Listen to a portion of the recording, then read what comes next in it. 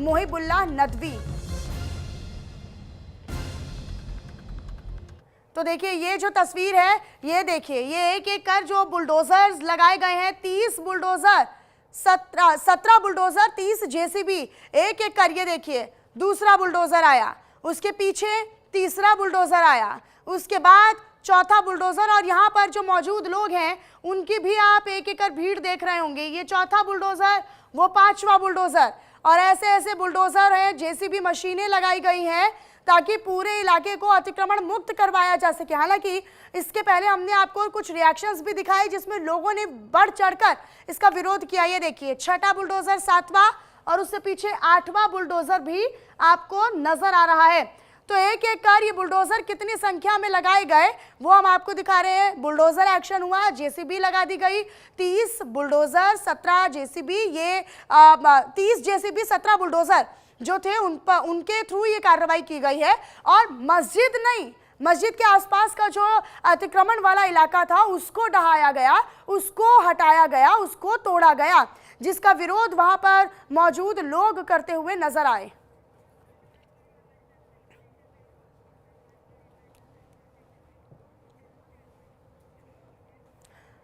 और हमारे साथ हमारे सहयोगी पंकज वानखेड़े भी लाइव जुड़े हुए हैं। सीधा पंकज आप ही का रुख कर लेते हैं, क्योंकि लगातार हम ये देख रहे हैं कि बुलडोजर एक्शन जो था वो देखने को मिला।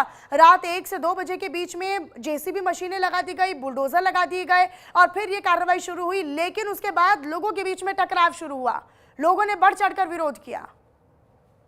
बिल्कुल बेशक मनीषा, जिस वक्त एक हाईकोर्ट का आदेश आया उसके बाद एमसीडी और दिल्ली पुलिस पूरी प्रशासन वहां पहुंची, और उसके बाद जो कार्रवाई, मस्जिद के ऊपर कार्रवाई नहीं थी, मस्जिद के आसपास जो इंक्रोचमेंट था उस पर कार्रवाई थी। और वहां पे तमाम जो जगह थे जहां पे खास बैंक्वेट हॉल बने हुए थे, जहां पे कमर्शियल यूज हो रहा था, उसको हटाने की बात कही गई और उसको हटाया गया। उसको लेकर विरोध दर्ज करते तमाम लोग वहां पहुंचे थे, और विरोध करने के दौरान पत्थरबाजी जैसी स्थिति बनी और पत्थरबाजी की गई वहां पे। इसको लेकर दिल्ली पुलिस के हवाले से सूत्रों से खबर निकल कर आई है कि रामपुर के जो सांसद थे वो भी उस वक्त वहां मौजूद थे। अब इसको लेकर लगातार जांच हो रही है कि क्या वो वहां मौजूद थे तो क्या भीड़ को उकसाने का काम उन्होंने किया था, और क्या कुछ उन्होंने कहा है। उन तमाम मामलों को लेकर दिल्ली पुलिस तफ्तीश कर रही है।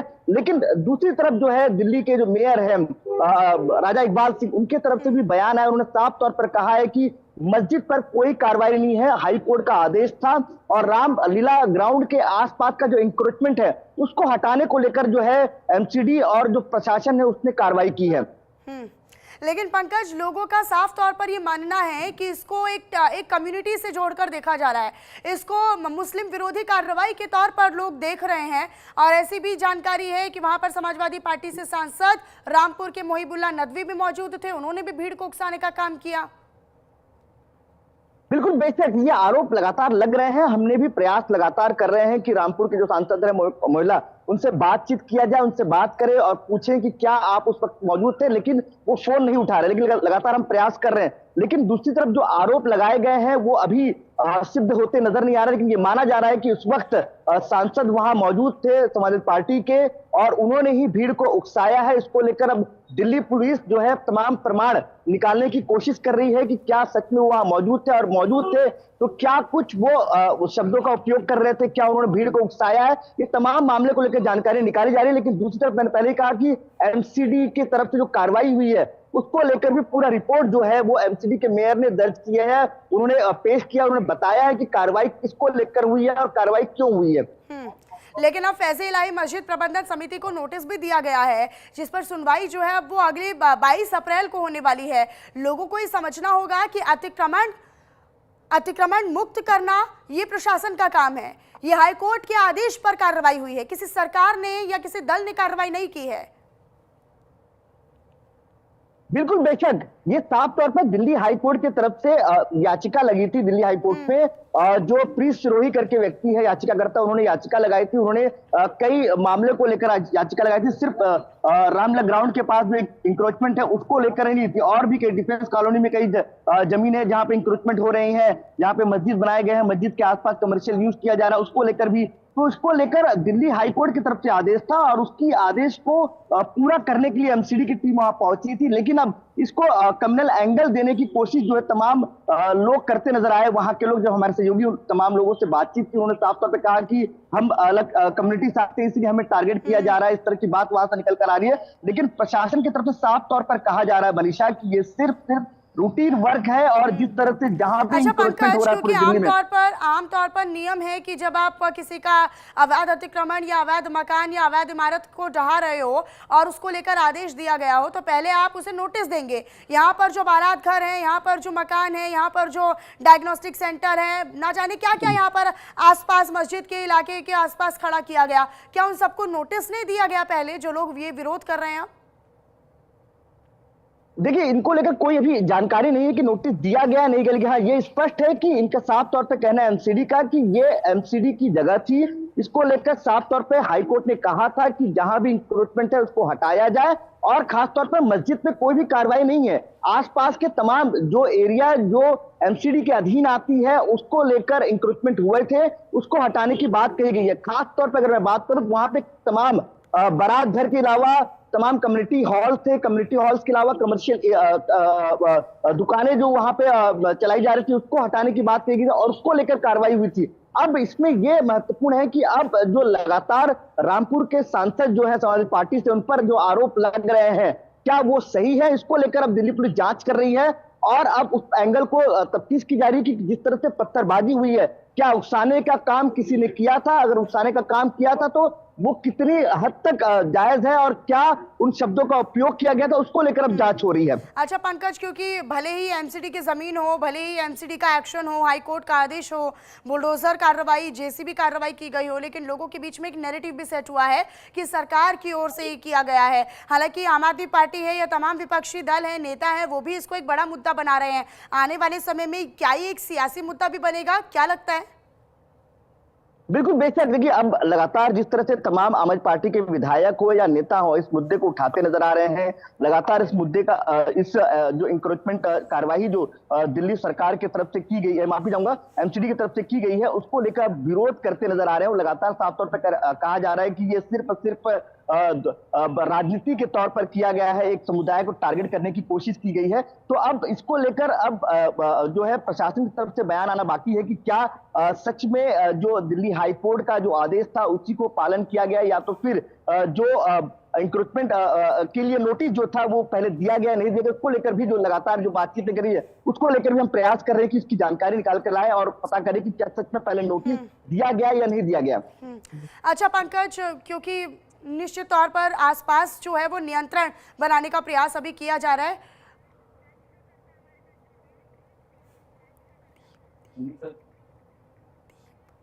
एक टिश्यू दियो फटाफट। और प्रीत सिरोही जी याचिकाकर्ता हमारे साथ खुद कनेक्ट हो चुके हैं। प्रीत सिरोही जी, ये जो लगातार अब मुस्लिम समुदाय है, कम्युनिटी है, ये टारगेट करने का आरोप लगा रहे हैं, याचिका में क्या क्या था, जरा विस्तार से बताइएगा। भूमाफियाओं ने वहां के स्थानीय मुसलमानों को टारगेट किया और पिछले कई वर्षों से लगातार सरकारी जमीन पर उनकी बहन बेटियों की शादी करने का कर उनसे वसूला। उनके समाज के लोगों ने ही उनके समाज के लोगों से कर वसूला। जब मैं इसकी जांच कर रहा था, दरगाह फैज इलाही ये जो मस्जिद का कॉम्प्लेक्स है, तो जिस पोर्शन में मस्जिद खड़ी है वो पोर्शन वो पूरा पोर्शन इंतजामिया जामा मस्जिद कमेटी को 1940 में अलॉट है। उसका मालिकाना हक उनके पास है। लेकिन जैसे ही मस्जिद से आप थोड़ा आगे तुर्कमान गेट की तरफ आप चलेंगे तो आप देखेंगे कि वहां पर जो हॉस्पिटल बना हुआ है और वहां पर जो डायग्नोस्टिक सेंटर बना हुआ है और वहां पर जो बारात घर बना हुआ है वो सब एमसीडी की लैंड में है। और ये 36,428 स्क्वायर फीट लैंड एमसीडी की है और दूसरी तरफ 2512 स्क्वायर फीट लैंड पर कब्जा करके इन लोगों ने वहां पीडब्ल्यूडी की लैंड पर कब्जा किया हुआ है। ठीक है। अच्छा प्रीत सिरोही जी, क्योंकि ये जो आप बता रहे हैं कि अस्पताल है, डायग्नोस्टिक सेंटर है और बारात घर है, इसको कब्जा करके बना लिया गया, लोगों में भी एक खासा नाराजगी जो है वो देखने को मिल रही है। इतने लंबे समय तक बिना संरक्षण के इनका बन पाना, अतिक्रमण कर पाना, और फिर अस्पताल संचालित हो रहा है, सेंटर संचालित हो रहे हैं, बारात घर भी चल रहे हैं, अभी तक ये एमसीडी के या हाईकोर्ट के संज्ञान में नहीं आया। लेकिन हम मई से लगातार इसके ऊपर शिकायत दर्ज करा रहे थे। अक्टूबर में जाकर सर्वे हुआ, सर्वे की रिपोर्ट पर भी एमसीडी ने कोई कार्रवाई नहीं की। फिर हम कोर्ट गए और कोर्ट से आदेश हुआ कि 3 महीने के अंदर अतिक्रमण हटाया जाए, और कोर्ट के ऑर्डर में लिखा हुआ कि मैनेजिंग कमेटी को एमसीडी सुनेगी। एमसीडी ने 2 हियरिंग मैनेजिंग कमेटी को बुलाया, वक्फ बोर्ड को बुलाया।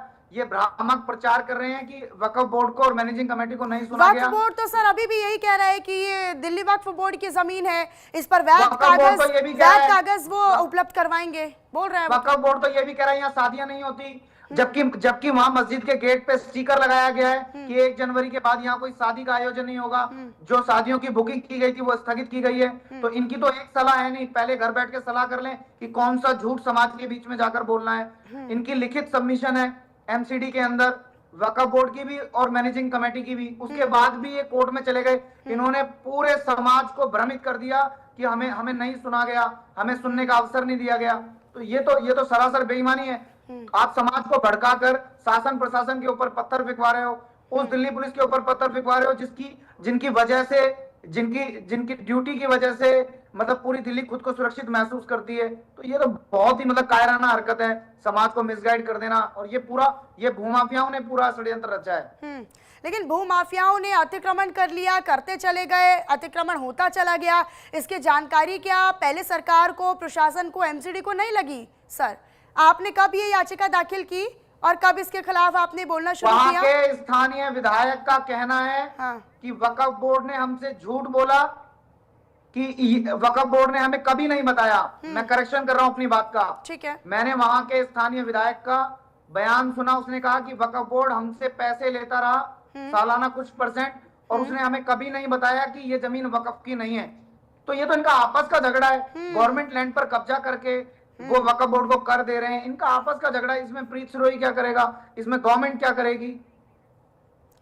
ठीक है प्रीत सिरोही जी, आप हमारे साथ जुड़े और आपने इस पर जानकारी हमारे दर्शकों तक साझा की, इस पर चर्चा की। बहुत शुक्रिया आपका हमारे साथ जुड़ने के लिए।